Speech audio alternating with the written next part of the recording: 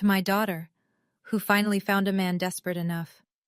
My father said that, glass raised, smile wide, 60 guests staring. At my own engagement party, the room went dead silent. Not the polite kind. The kind where you can hear someone's breath catch 3 tables away. My fiancé's hand clenched under the tablecloth. I felt his body start to rise, but I held his arm, held it firm. I didn't scream. I didn't cry. I walked to the front of that room, opened my laptop, and projected one single document onto the screen. My father's business partner of 15 years dropped his champagne glass. It shattered on the marble floor. And that was the sound of my father's entire life falling apart. But this story doesn't start at the party. It starts 3 months earlier, the night I found something in my father's books that I was never supposed to see. I'm Danielle Upton, 29 years old, and I'm a forensic accountant. Before I go on, please take a moment to like and subscribe, but only if this story genuinely speaks to you. Drop your location and local time in the comments. Now, let me take you back to last October, the night my father called me a charity case for the last time. My father, Richard Upton, built his construction company from nothing. Literally nothing. A pickup truck, a handshake loan, and 17-hour days. By the time I was born, Upton and Marsh Construction had 12 employees, a fleet of trucks, and a reputation in our town that made people stand a little straighter when my father walked into a room. I grew up watching people admire him. The neighborhood barbecue host, the church fundraiser chair, the guy who bought a round for everyone at the country club bar and never let you forget it. At home, though, things ran on different rules. My father didn't hit. He didn't need to. He had a voice that could make you feel 6 inches tall without ever raising it above conversational volume.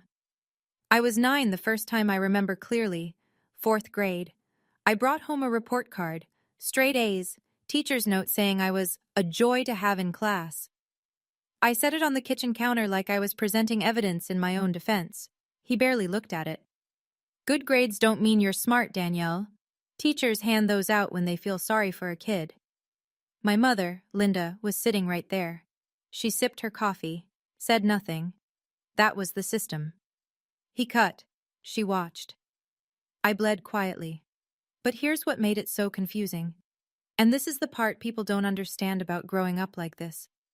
My father wasn't cruel every day. When I was 12, he taught me to ride a bike in the driveway, and when I finally made it to the end of the street without falling, he said, "That's my girl." I held on to those 4 words for years, replayed them when things got bad.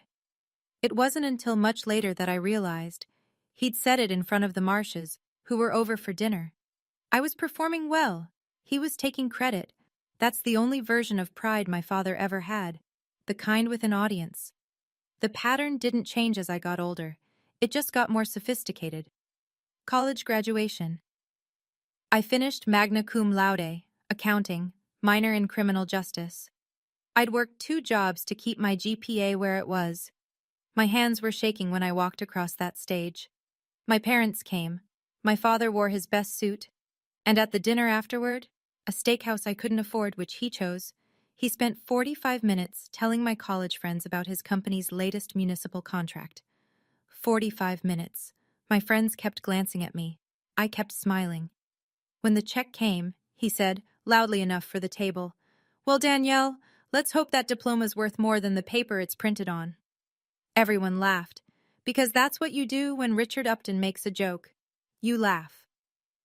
A year later, I landed my first real position at a forensic accounting firm.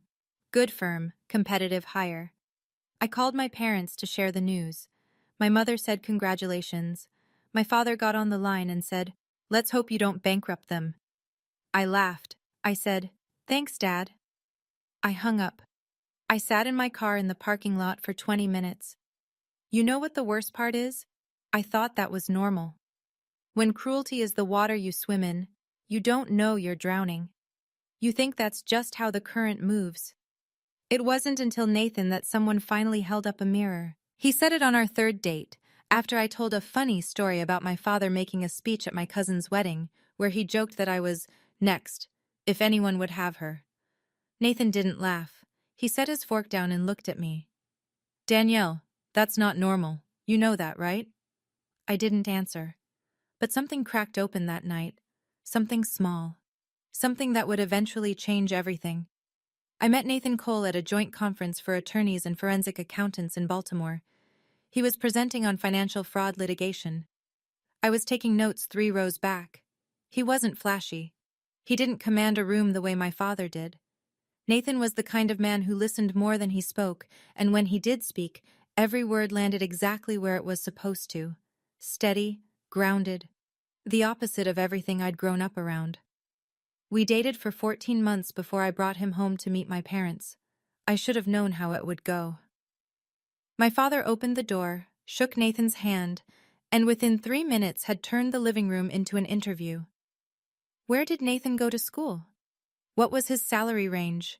Did he come from money? Nathan answered everything calmly. No defensiveness, no posturing, just honest, direct answers. Then my father leaned back in his chair and said, "I hope you're patient, son. My daughter is the kind who needs to be led." The room went quiet. My mother looked at her hands. I opened my mouth to say something, I don't even know what, but Nathan got there first. "With all due respect, sir, Danielle is the most capable person I've ever met." No heat, no aggression, just a fact, delivered like he was reading it off a page. My father didn't respond. He just stared at Nathan for a long 3 seconds, then changed the subject to football. But I saw it. The micro shift in his jaw, the flicker behind his eyes. Nathan wasn't afraid of him. And that, I realize now, was the beginning of the end. Because my father's entire system depended on everyone in the room being just a little bit afraid. And Nathan simply wasn't. The man I loved had just become my father's newest problem. Nathan proposed on a Sunday morning. No ring and a champagne glass. No skywriting. He made me coffee, sat across from me at our kitchen table, and said, "I want the rest of my life to look exactly like this. Will you marry me?" I said yes before he finished the sentence. We wanted something small for the engagement party. 15, maybe 20 people. Our friends. A backyard. Some wine. Simple. My father had other plans. He called 2 days after the proposal. "I'm handling the party, Danielle. I've already booked the Whitfield." The Whitfield, a venue he used for his corporate events. Valet parking, marble floors, projector screens, and surround sound for presentations. "Dad, we don't need all that. Nathan and I were thinking something casual." "Casual?" He laughed. "My daughter's engagement, and you want hot dogs in the backyard? I'm paying for it. Let me do this." I looked at Nathan. He shook his head slowly. Then my mother called. Her voice had that practiced softness she used when she wanted me to fold. "Just let him have this, Danielle. He's your father. He's trying to do something nice." So I folded, the way I always folded, the way she taught me to fold. Within a week, the guest list ballooned to 60. I scrolled through the names on my phone. His country club friends, his business contacts, his golf partners, people whose last names I recognized from his company's holiday card list. My friends? 8 total. This wasn't my engagement party, it was his stage, and I'd handed him the microphone without a fight. I didn't know yet that he'd been writing his toast for a week, and that what he'd written wasn't a blessing, it was a weapon. The night before the party, Nathan and I were lying in bed, lights off, both staring at the ceiling. "This is your party," he said quietly. "Not his. You can still change the plan. If I fight him now, he'll make the next 6 months a nightmare. You don't know him when he's angry, Nathan. Let's just get through the night." Nathan was quiet for a long time. Then he rolled over to face me.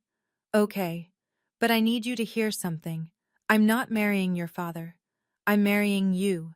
And at some point, you're going to have to decide where the line is." He kissed my forehead and turned out the lamp. I lay there in the dark, thinking. There's a story my mother told me once when I was 16. Just the two of us, cleaning up after Thanksgiving. She said that early in her marriage, maybe year 2 or 3. She'd pushed back against my father about something. She wouldn't say what. He responded by canceling her credit card. Not temporarily, permanently. She had to ask him for grocery money for the next 8 months until he decided she'd learned her lesson. She told me this while drying a plate. Smiling? like it was a funny anecdote about the weather. She never pushed back again. Not once. Not in 30 years. That night, lying next to Nathan, I finally understood what that story really was. It wasn't a memory, it was a warning. My mother was showing me the price of silence and the cost of speaking up. I looked at the ceiling and thought, if I don't draw the line now, I will become her. Smiling through the pain, drying plates, telling my own daughter the same story someday, like it was just something that happened. I couldn't sleep after that. The next evening, Friday, the night before the party, I stopped by my parents' house to drop off the seating chart. My father was in his study, door open, reading glasses on, writing something on a yellow legal pad. "Dad, what are you writing?" He didn't look up. "My toast. Don't worry about it." "Can I read it?" Now he looked up, smiled. The kind of smile that never reached past his mouth. "You'll hear it tomorrow, along with everyone else." Something cold moved through my chest. "Dad, it's my engagement party. I think I have a right to—" "Danielle." His voice dropped half a register, the warning tone, the one that meant, stop talking. "Trust me, sweetheart. Everyone will remember this toast." My mother appeared in the doorway, holding a mug of tea. She read the room in half a second, she was always good at that, and steered the conversation sideways. "Your father always gives wonderful speeches, honey. Remember Uncle Joe's retirement?" I remembered. Uncle Joe's retirement dinner. 4 years ago. My father stood up in front of 40 people and joked that Joe was retiring because no one needed him anymore, not even his wife. Joe laughed. Everyone laughed. Joe's wife didn't. That was my father's gift. He could gut you in public and make it sound like affection. I left the study without another word, grabbed my laptop bag from the car.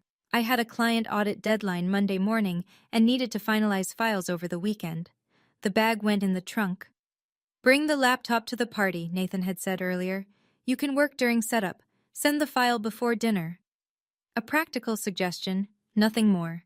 That laptop would end up being the most important thing I brought to that party. But neither of us knew that yet. Saturday morning, the day of the party. I was drinking coffee and reviewing seating assignments when the event coordinator emailed the final guest list. Richard had made last-minute additions. I opened the attachment. 62 names. I started counting. His golf foursome. The Hendersons from the country club. 2 couples from his Rotary chapter. The Warrens, his insurance broker and wife. A contractor he'd known for 6 months. 6 months, and the man was invited to my engagement party. Gerald and Patricia Marsh. Table 1. Front and center, right next to family. My college friends, my co-workers, I found them. Table 8, by the kitchen. I called my father. "Dad, where are my people? Emily, Jazz, the group from work, they're at the back table." "There wasn't room up front, Danielle. I had to prioritize." "Prioritize who? Your golf buddies?" His voice sharpened. "This is a networking opportunity, not a slumber party. Don't be selfish." I hung up. My hands were shaking, not from anger, from the old, familiar helplessness of being rearranged by someone who thinks they own every room they walk into. Nathan was watching from across the kitchen. He hadn't said a word during the call, but his jaw was tight. "He invited Gerald to sit at table 1, I said. "Front row, right next to us." Nathan leaned against the counter. "You know why, right?" I looked at him. "He's performing," Nathan said. "For Gerald. For all of them. The loving father, the happy family. He's putting us on display like a window display for his business partners." I stared at the guest list on my screen. 62 names, and I was a prop at my own party. I closed the laptop, got dressed, and drove to the venue to watch my father's show. I arrived at the Whitfield an hour early to help with setup. The venue was exactly the kind of place my father loved. Exposed brick, brass fixtures, long mahogany bar. A projector screen at the far end, already rigged for the slideshow my father had curated of family photos. Photos he chose. Moments he approved of. I was adjusting centerpieces at table 3 when I heard his voice.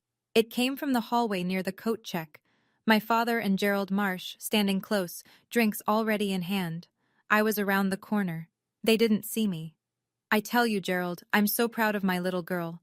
My father's voice, warm, expansive, the voice he used in public. "She's everything I raised her to be."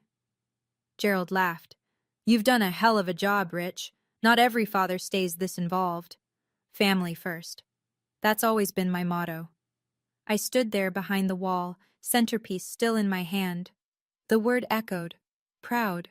My father had just said he was proud of me. He had never, not once, said that word to my face. Not at graduation. Not when I passed my CPA. Not when I earned my CFE certification. Not even once in 29 years. But here, in a hallway, to the man whose money he was stealing. That's where the word lived. It was currency, spent where it would buy him something. I set the centerpiece down and walked away. Quietly. I didn't confront him. I didn't cry. I just filed it where I file everything my father gives me, in the place where pain sits so long it starts to feel like furniture. What I didn't know yet was this. Gerald Marsh, the man standing there calling my father a great dad, had been quietly losing hundreds of thousands of dollars to the man he was toasting. And I had the proof on my laptop in the trunk of my car. Let me back up. 3 months before the party, I was working late at my firm, deep in a forensic audit for a commercial client, a mid-size real estate developer flagged for irregular disbursements. Tedious work. Spreadsheets and wire transfers and shell companies layered like Russian dolls. I was tracing a chain of payments through a limited liability company, registered in Delaware, as they always are, when something snagged. The LLC had no website, no employees on record, no public filings beyond the bare minimum. But the wire transfers flowing through it were substantial, consistent, monthly. I kept pulling the thread. The LLC was linked to a holding company. The holding company shared a registered agent with another entity.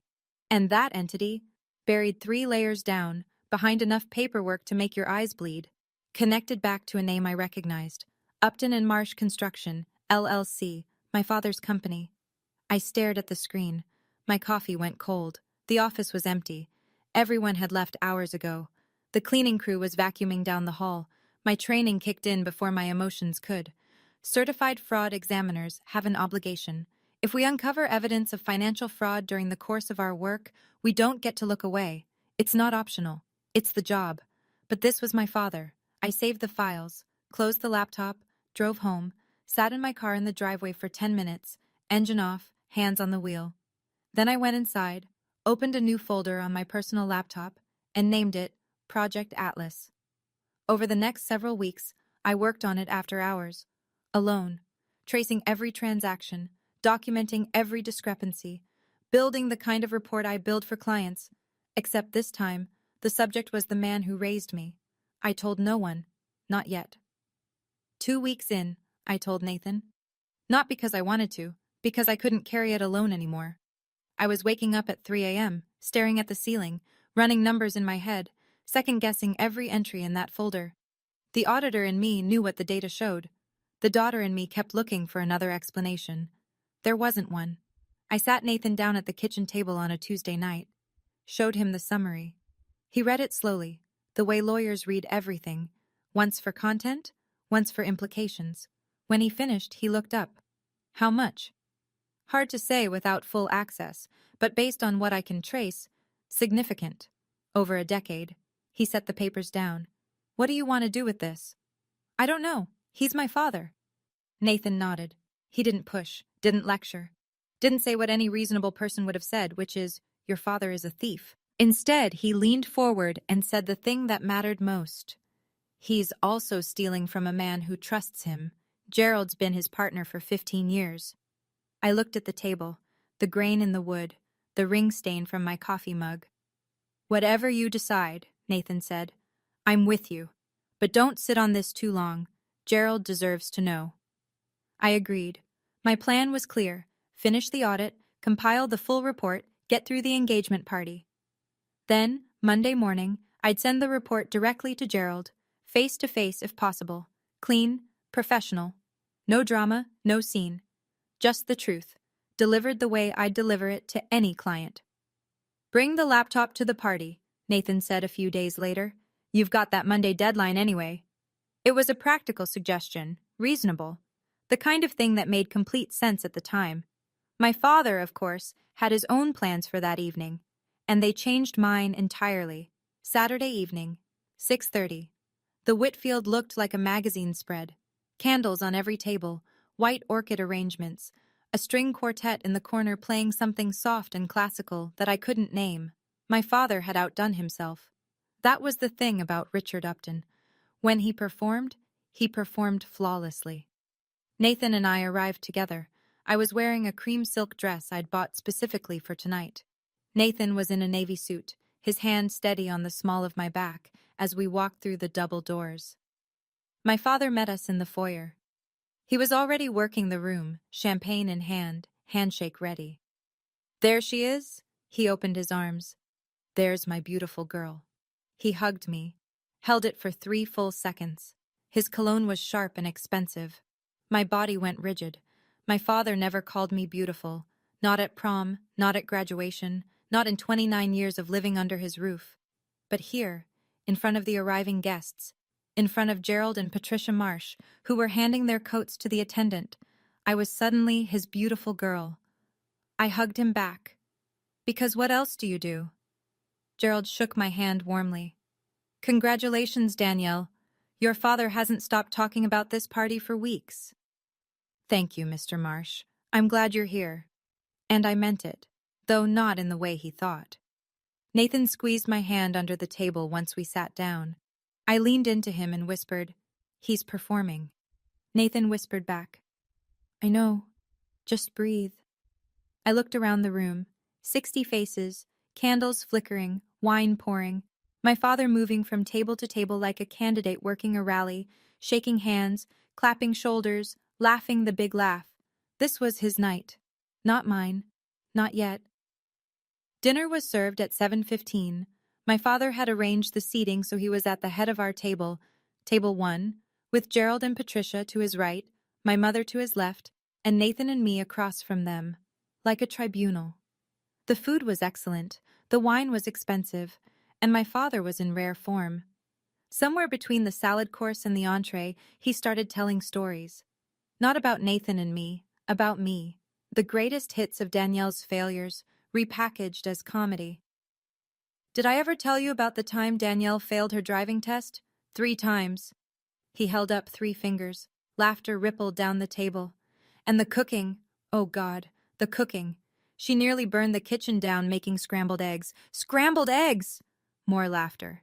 Then he leaned in, conspiratorial, like he was sharing a secret.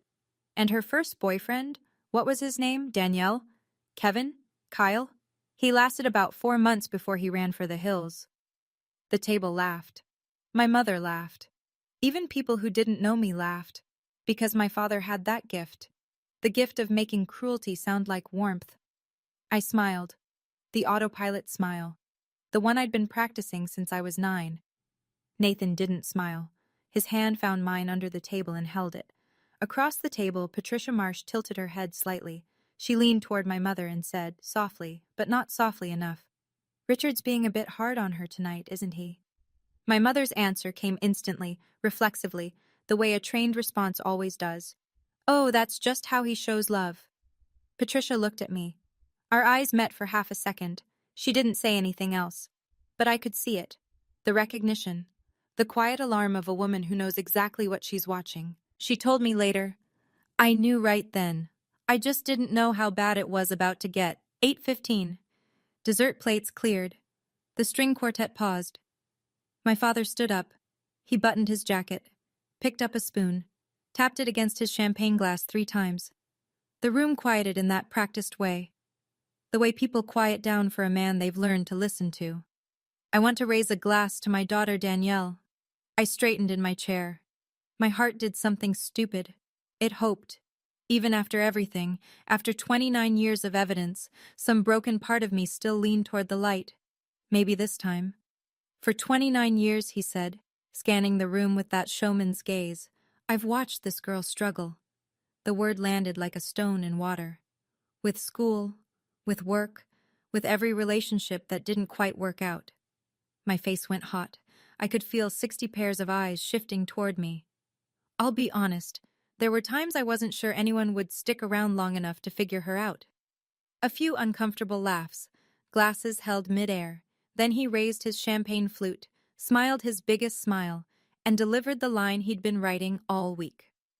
So tonight, I want to toast to Danielle, who finally found a man desperate enough.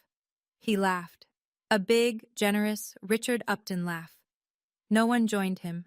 The silence that followed was the loudest sound I've ever heard. 60 people, frozen, forks down, eyes wide. A woman at table 4 covered her mouth with her hand. Gerald Marsh stared at his plate.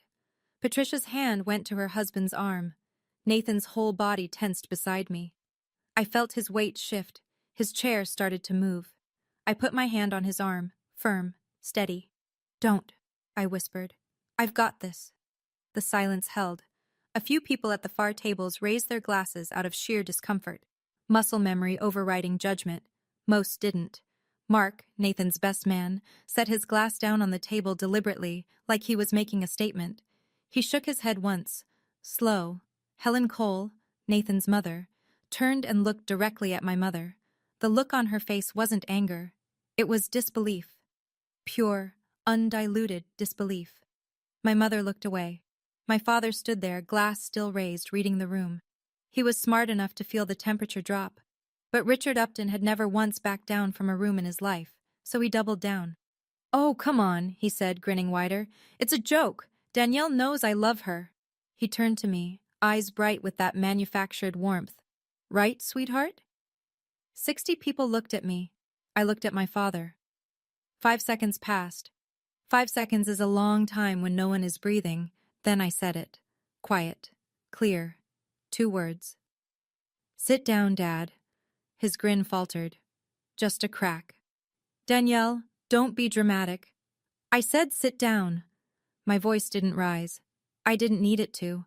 The room was so silent that a whisper would have carried to the back wall. My father stared at me. For one horrible, electric second, I thought he was going to argue. His mouth opened, then closed. He looked around, searching for an ally, a laugh, anyone, and found nothing. Just 60 faces watching him like witnesses. He sat down. It was the first time in my entire life that my father did what I told him to do. I pushed my chair back, stood up, smoothed the front of my dress, and walked, calm, steady, no rush, to the front of the room. I had a laptop in my bag, and a file that had been waiting for this moment without either of us knowing it.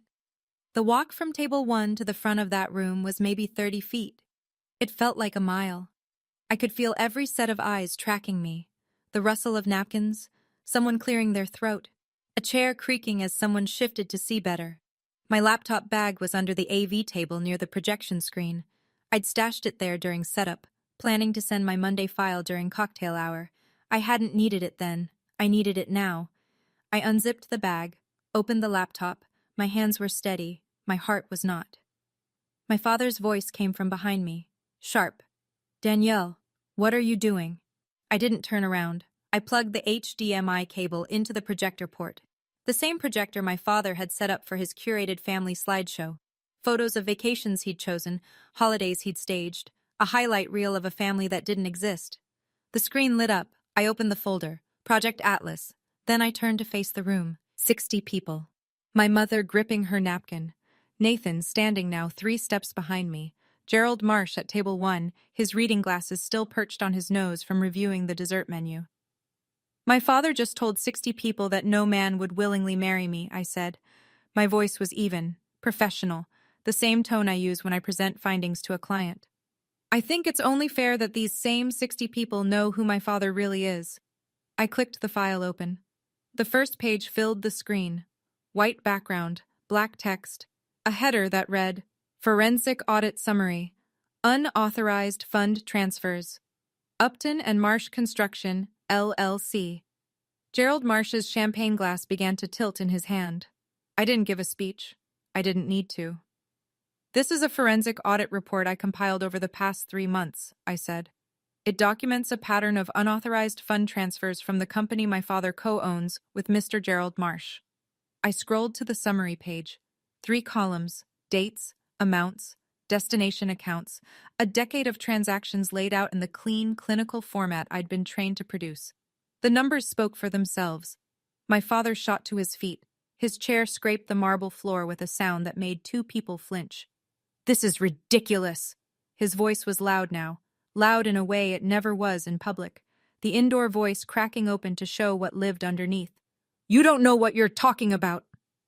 I turned and looked at him, directly. For the first time in 29 years, I looked at my father without flinching.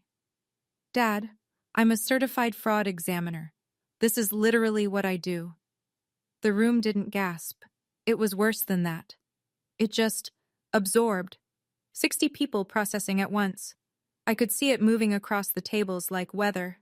The widened eyes, the hands reaching for phones, the couples leaning into each other to whisper. Then the sound. Glass on marble. Sharp. Final. Gerald Marsh's champagne flute slipped from his fingers and shattered on the floor. The sound cracked through the silence like a gunshot. Patricia grabbed her husband's arm. "Gerald!" Gerald didn't look at her. He was staring at the screen. His face had gone gray. The kind of gray that comes when you're watching 15 years of trust dissolve in 15 seconds. Then he looked at my father, and the expression on Gerald Marsh's face, I'll never forget it. It wasn't anger, not yet. It was the look of a man discovering that his house has been on fire for years and no one told him. My father moved fast. He always did when the walls closed in. He stepped toward Gerald, both palms up, the peacemaker's pose. "Gerald, listen to me. She's lying. She's angry. I made a joke she didn't like, and now she's making things up to humiliate me." Gerald raised one hand. Didn't stand. Didn't shout. Just one hand, palm out, the way you stop traffic.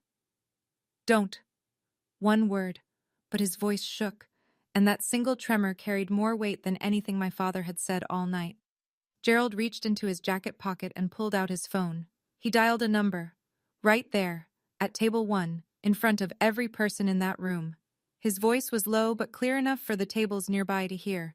"Ray, it's Gerald. I need you in the office Monday morning. First thing. It's about the partnership." He hung up. Set the phone on the table. Didn't look at my father again. Richard spun toward my mother. His composure was cracking now. Visibly. In real time. Like ice under weight.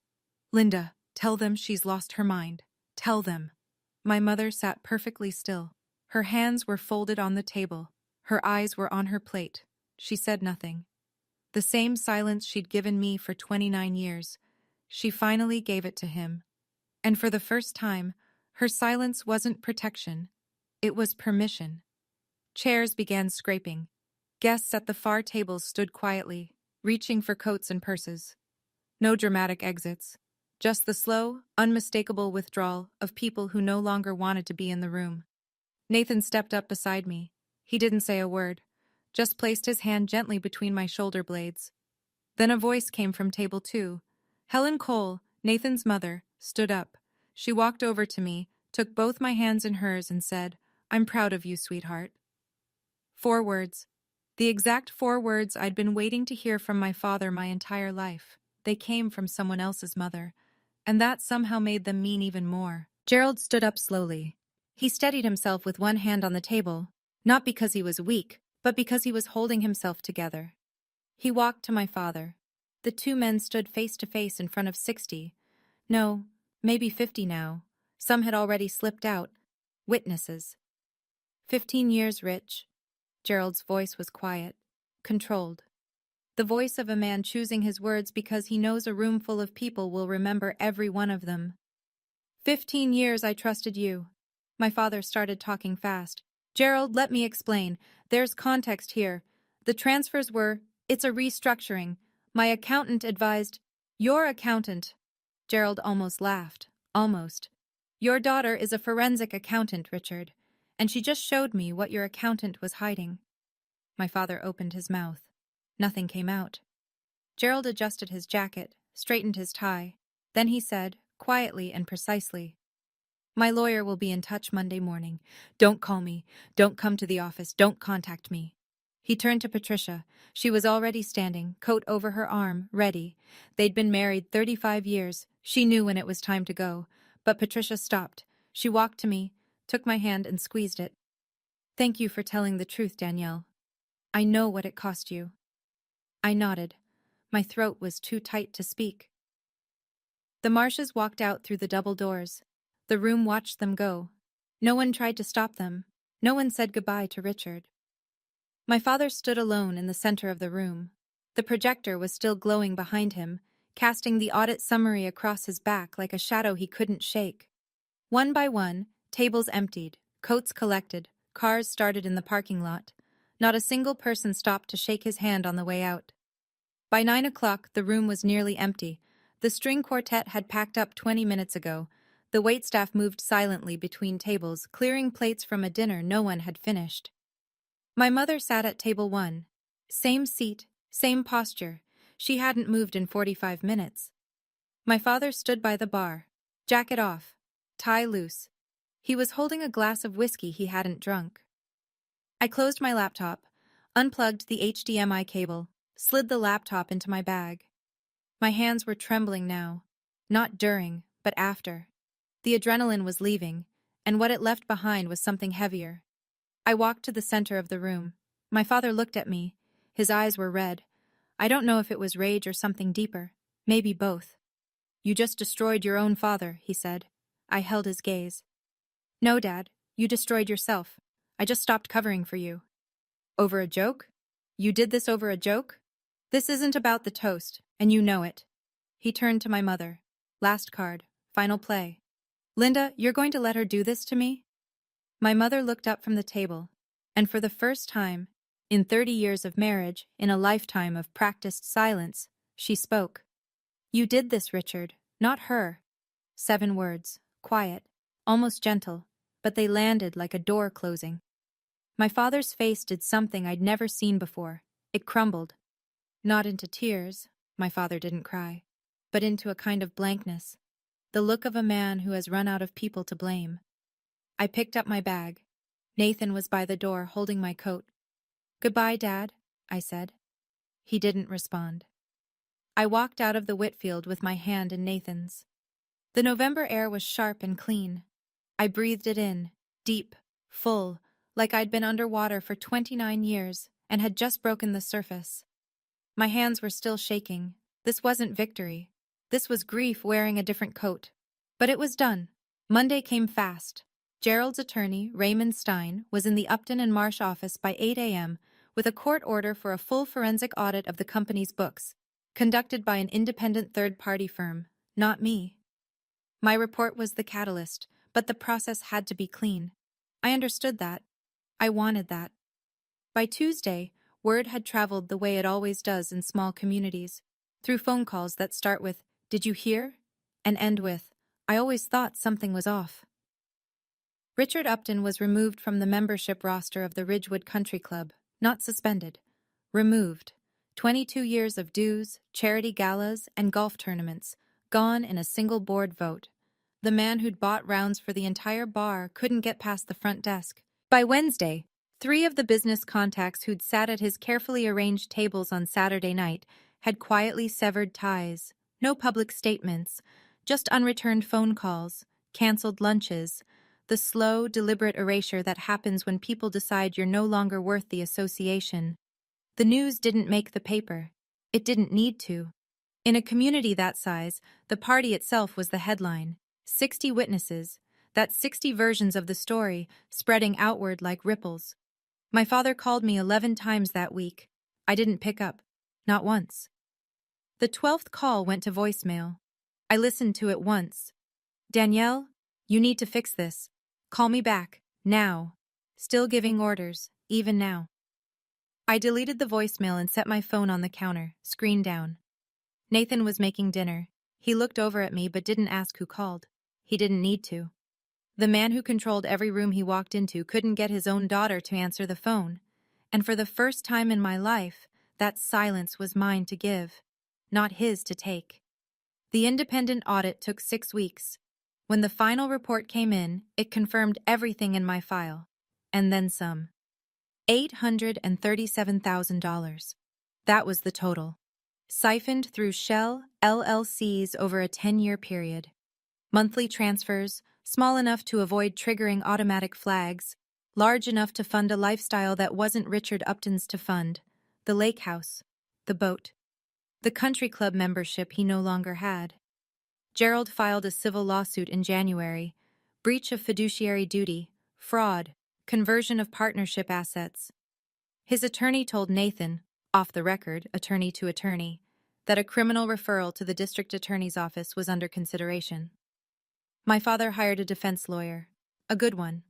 But good lawyers cost money, and my father's liquid assets were frozen pending the outcome of the civil case. He burned through his personal savings in the first 2 months. By March, Upton and Marsh construction was suspended, operations halted, contracts voided. The 12 employees my father used to brag about were collecting unemployment. Then the lake house went up for sale. I saw the listing online, the same house where my father hosted 4th of July barbecues, where he held court on the back deck with a beer in his hand, telling everyone within earshot how he'd built everything from nothing. Turns out, a lot of that everything belonged to Gerald. Nathan showed me the listing one evening. I looked at it for 10 seconds, then closed the tab. "You okay?" he asked. "I didn't do this to him," I said. "He did this to himself." Nathan nodded. "I know. But it still doesn't feel good. It's not supposed to." He was right. Justice isn't supposed to feel like celebration. It's supposed to feel like the weight of a door finally closing, heavy, final, and necessary. But the heaviest moment was still coming, and it arrived 2 weeks later, through a phone call I wasn't expecting. My mother called on a Sunday afternoon. I almost didn't answer, but something made me pick up. Maybe instinct, maybe hope, maybe just the fact that she'd never called me on a Sunday before.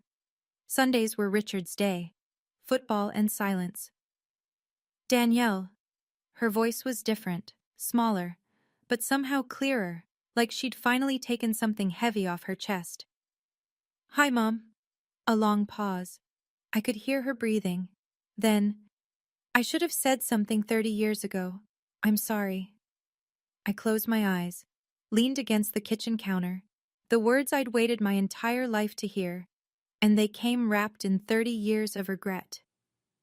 "I saw what he did to you," she continued, "every time, and I told myself it was his way of caring. That's what I told myself, Danielle, because the alternative, admitting I'd let my daughter be hurt by her own father, was too much." "Mom, let me finish, please." Her voice cracked. "What you did at that party, standing up like that, I've never been that brave, not once in my life, and watching you, it broke something open in me. I didn't say, 'It's okay,' because it wasn't. Not yet. Maybe not for a long time. What I said was, 'I love you, Mom, but love isn't enough. Not anymore. I need you to show me.'" She was quiet then. "I started seeing someone, a therapist. Last week was my first session." I pressed my hand to my mouth. My eyes burned. "That's a good start, Mom." We talked for 20 more minutes. Carefully, the way you walk across thin ice, aware of every step, aware it could crack. But moving forward. 2 days later, I received a text from my father. Just one. The last communication I'd ever get from Richard Upton. "You chose a stranger over your own blood." I read it twice. Then I understood. And it was the final confirmation I needed. Gerald Marsh, his partner of 15 years, his friend, the man whose money he stole. My father still called him a stranger. Richard Upton didn't know what trust was. He only understood control. And when control was gone, he had nothing left. I deleted the text, and I didn't look back. 6 months after the party, Nathan and I hosted our own celebration. Not at the Whitfield, not at any venue. In Nathan's parents' backyard. 15 people. String lights from the hardware store, burgers on the grill. A Bluetooth speaker playing a playlist Nathan and I had made together on a lazy Sunday morning. No projector, no slideshow, no seating chart. My friends, Emily, Jasmine, the crew from work, sat on lawn chairs and drank beer from cans. Nathan's mom, Helen, brought her famous lemon bars. Mark gave a toast that was 3 sentences long and made everyone laugh. Real laughter. The kind that comes from the belly, not from obligation. My mother came. She arrived early, carrying a dish she'd made herself, something she hadn't done in years, because my father always ordered catering. She was quieter than usual, careful with her words, but she was there, present, trying. My father was not invited. Halfway through the evening, the doorbell rang. A delivery. Flowers. A massive arrangement of white peonies, with a card. I opened it. To Danielle, the most honest person I've ever known. Congratulations. Gerald and Patricia Marsh. I stood in the doorway holding that card for a long time. Nathan came up behind me. You okay? Yeah, I said. I spent 29 years trying to earn one word from my father. And here's Gerald Marsh giving me something my dad never could. Nathan put his arm around me. Some people build, some people take. You can't change which one your father chose to be. I pressed my face into his shoulder, and I cried. The first time since the party. Real, messy, ugly tears. Not because I was sad exactly, but because something that had been locked tight for 29 years had finally opened, and everything inside needed somewhere to go. 15 people who actually wanted to be there. That's all I ever needed. People ask me if I regret it. The answer is complicated. I regret it every single day, but not for the reason you might think. I don't regret the truth. I don't regret standing up. I regret that my father put me in a position where I had to choose between loyalty and honesty. That choice should never have been mine to make. Let me be clear about something. I didn't project that document to get revenge. I didn't walk up there with a plan. My plan was Monday morning, clean, professional, private. But when my father stood in front of every person I loved and told them I was worthless, when he turned my engagement party into one last performance where he was the star and I was the punchline, something shifted. Not anger, something deeper. The realization that if I sat down and swallowed this, I would swallow everything. Forever. I was tired of swallowing. The truth is, I'd been silent about two things: how my father treated me, and what my father had done to Gerald. And in that moment, I understood that the silence was the same. The silence about the abuse and the silence about the fraud came from the same place: fear. Fear of losing a father who was never really mine to begin with. Silence isn't loyalty. Silence is complicity. I learned that at a dinner party while watching my mother fold her napkin and smile. If you're listening to this and something about it feels familiar, if you know what it's like to sit at a table and shrink yourself so someone else can feel big, I'm not going to tell you what to do. That's not my place. But I will tell you this. Setting a boundary with your family doesn't mean you don't love them. It means you love yourself enough to say, I won't accept this anymore. And sometimes that's the bravest sentence a person can speak. Here's where I am now. Nathan and I are getting married next month. Small ceremony, 30 guests, every single one of them chosen by us. No one volunteered to take over the planning. No one needed to. My mother is still in therapy. We talk once a week, sometimes twice. It's careful, those conversations, like learning to walk again after a long time in a wheelchair. She's not the mother I needed when I was 9, but she's trying to be the mother I need now, and I'm learning to let her. Gerald's civil case is moving through the courts. I don't follow the details. I gave my deposition last month. Professional, fact-based, no emotion, just the numbers. The numbers are enough. Richard sold the lake house. I heard through a cousin that he's renting an apartment on the east side of town. Alone. Linda moved in with her sister in February. My father hasn't contacted me since that text message. I don't expect him to. The man who spent 29 years controlling every conversation finally ran into one he couldn't manage. I'm not a hero. I want you to know that. I'm not some warrior who planned the perfect takedown. I'm a woman who got pushed too far on the wrong night and happened to have the evidence to push back. That's the whole story. Some days I wake up and miss my father. Not the real one. The one I invented. The version who taught me to ride a bike and meant it. The version who said proud and wasn't performing. That father never existed. But the grief is real. If you're watching this and you know what it's like to mourn someone who's still alive, I see you. And I hope you know. You're allowed to grieve and move forward at the same time. I'm not a hero. I'm just someone who finally told the truth. And the truth, it turns out, was enough. If Danielle's story stayed with you, drop a comment. Have you ever had to choose between loyalty and truth, or just type, I choose me? That's enough. If this is your first time here, hit subscribe. I share stories like this every week. Real people, real moments, real boundaries. There's another one waiting for you in the description. I think you'll feel it. I'll see you there.